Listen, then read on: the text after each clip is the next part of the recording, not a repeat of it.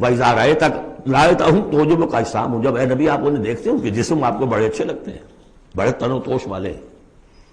وَإِن يَقُولُوا تَسْمَعْ لِقَوْلِهِمْ، جب وہ آپ سے بات کرتے ہیں تو آپ بڑے غور سے سنتے ہیں۔ چودھری لوگ جو ہوئے، سرمایہ دار بھی ہوئے، چودھری بھی ہوئے، تو ان کی حیثیت ہے تو آپ توجہ سے سنتے ہیں ان کی بات۔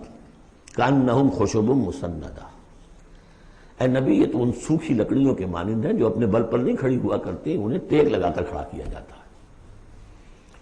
يَحْسَبُونَ كُلَّ صَيْحَةٍ عَلَيْهِمْ، اندر سے اتنے بودے ہیں کہ ذرا سی آہٹ ہوتی ہے تو ان کی جان پر بن جاتی ہے، وہ سمجھتے ہیں کہ پھر آئی کوئی مصیبت، کہیں اور سے پھر شاید کوئی حملے کی خبر آ رہی ہے اور پھر کوئی جنگ ہوگی، پھر کہیں گے نکلو اللہ کی راہ میں۔ يَحْسَبُونَ كُلَّ صَيْحَةٍ عَلَيْهِمْ، اپنے اوپر ہی سمجھتے ہیں ہر آہٹ کو۔ ہم العدو، یہ تیسری سٹیج ہے، یہ اب اصل دشمن یہ ہے۔ باہر کا دشمن جو آ رہا ہے ابو جہل لشکر لے کر یا ابو سفیان لشکر لے کر، وہ اتنا خطرناک نہیں جتنے کہ یہ ہے، یہ مارے آستین ہے، یہ اندر سے ڈنک مارنے والا۔ ہم العدو، اصل دشمن یہ ہے۔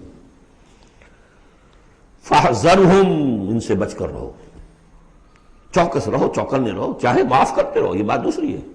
حضرت مسیح کا قول آپ کو سنا چکا ہوں کہ فاختہ کے مانند بے ضرر، لیکن سانپ کے مانند ہوشیار رہو۔ سانپ چوکنا کتنا ہوتا، لیکن سانپ ضرر بھی پہنچا دیتا۔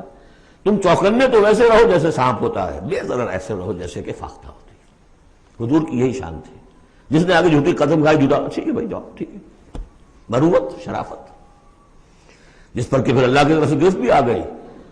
عفا اللہ عنک لما اذنت لهم، اللہ معاف کرے آپ کو، یا اللہ نے آپ کو معاف کر دیا، کیوں آپ نے ان کو اجازت دے دی؟ وَإِذَا قِيلَ لَهُمْ تَعَالَوْا قَاتَلَهُمُ اللَّهُ أَنَّىٰ يُؤْفَكُونَ، اللہ ان کو قتل کرے، گردن مارے اللہ ان کی، کہاں سے یہ پھرائے جا رہے ہیں۔ یعنی قسمت کی خوبی دیکھیے، ٹوٹی کہاں کمن، دو چار ہاتھ جبکہ لبے بام رہ گیا۔